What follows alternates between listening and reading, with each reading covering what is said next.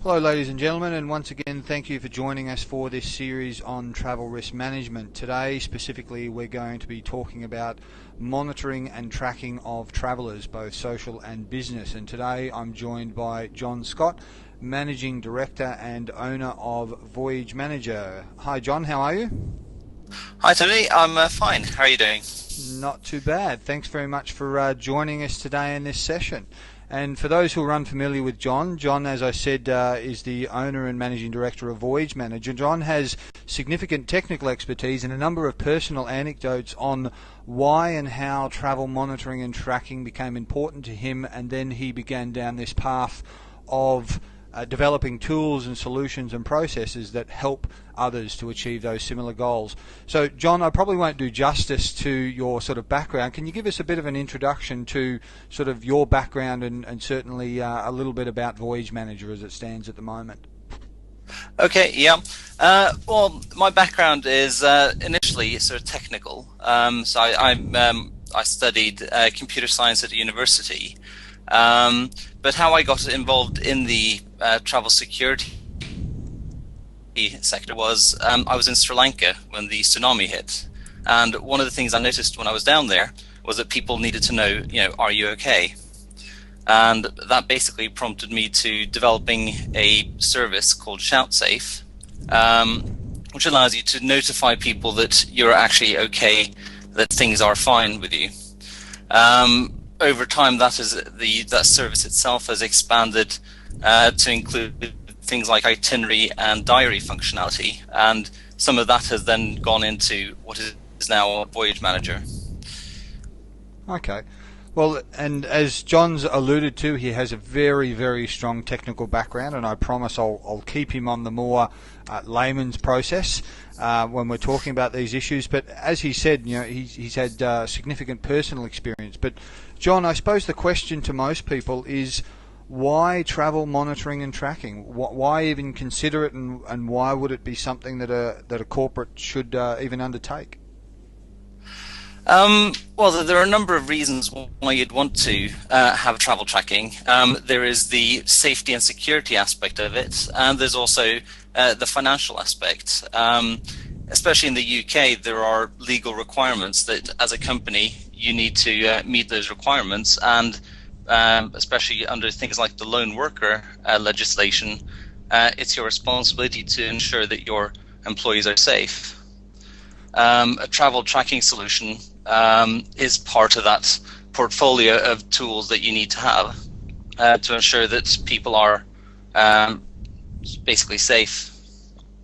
Okay, so we're not just talking about something that's applicable to a company with hundreds or thousands of travellers. We're talking about something scalable to achieve a common objective. Absolutely, yes. Okay, and with the corporate return on investment and so on, this is because, as you yourself found, both through the tsunami experience and your ongoing experiences, there is clear division or certain roles within travel management, and there's the administrative process, which is booking of tickets and ensuring you get good deals and so on, but you identified that there was a gap in terms of the consolidation of all this, or as you pointed out, the security and safety to and fro to ensure or enhance the traveller safety experience. Yeah, I mean, you have the travel booking and that part of it. One of the things that is important, and a lot of companies do emphasize, is that they don't want to increase the number of things employees have to do. So having to manually keep a record of where you're traveling, having to tell people in advance that they have to notify that you're arriving somewhere, will often prompt some employees will be very good at basically notifying and telling people that they're okay, but a very large portion of the employees in a company won't be as vigilant in terms of doing this. So yes, you could in a company have a spreadsheet and monitor that spreadsheet, but generally systems like that won't work because you will have incomplete data. Okay, so obviously safety and security, as you said, is a powerful motivator, but we also achieve business productivity and efficiencies and cost containments and all of those benefits by doing travel tracking and monitoring. Is that right? Well, in certain instances, absolutely. If, for example, you're an oil services company, and you're sending people to a vessel offshore, off the coast of, let's say, Nigeria, then you'll have people traveling from all over the world, all congregating at one location. Now, if that vessel has to stay in port for an extra day, the cost to the company can be significant, easily six figures. So being able to know who has arrived at different waypoints throughout their trip, and also who has arrived at the final location, is key. But then if anything goes wrong during the process, you have the ability to act as early as possible and mitigate any problems that could occur. Okay, all right. And although you've used the sort of oil and gas example, it's not limited to the more exotic or extreme ends of the spectrum. This is applicable again across all business sectors and niches, is it not? Absolutely. Scenarios where having a good system for knowing where people are. So recent events like the ash cloud is an example where knowing who's actually out traveling at the moment is key. If you don't have systems in place for knowing where people are, the process of getting them back home, it just becomes so much more tedious and expensive. Okay. Now, you touched on some of the demographics that are supported or encapsulated in the process, but who would be using the system, or who is directly benefiting from travel monitoring, tracking, and surveillance? I think it's people throughout the company.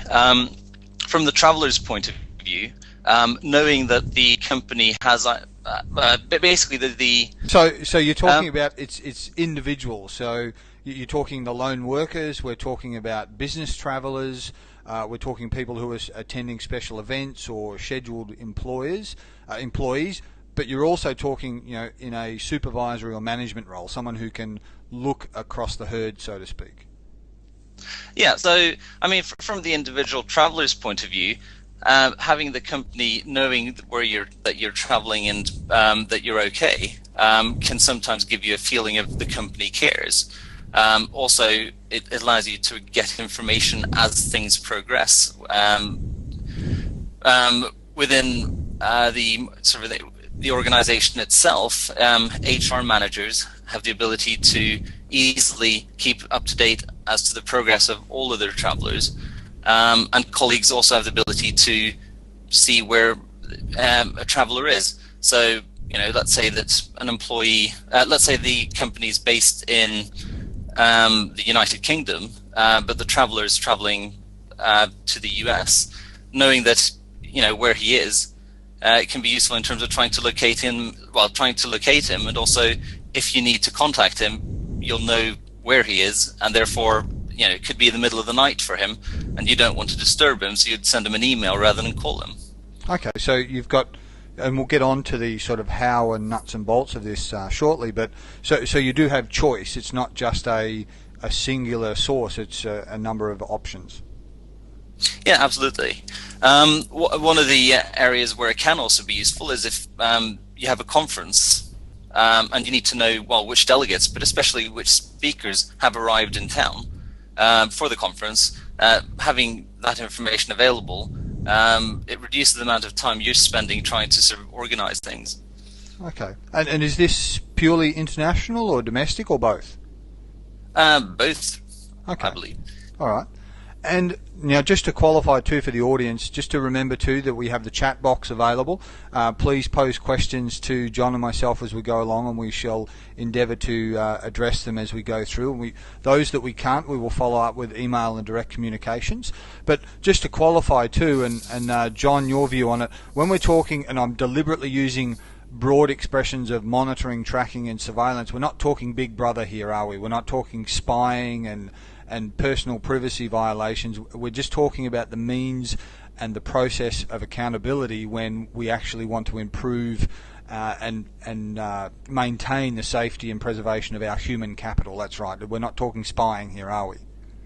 No, absolutely not. I mean, with the general sort of travel tracking, it's more about, well, on a basic level, it's having itineraries and knowing where people are supposed to be. In terms of more advanced systems, you have the ability to know if they've made the flight, if they've arrived, and then acting accordingly. But generally, it's more about ensuring that they've arrived at their different destinations, that basically their trip is progressing, or if there are deviations, that you're able to work with that. Okay.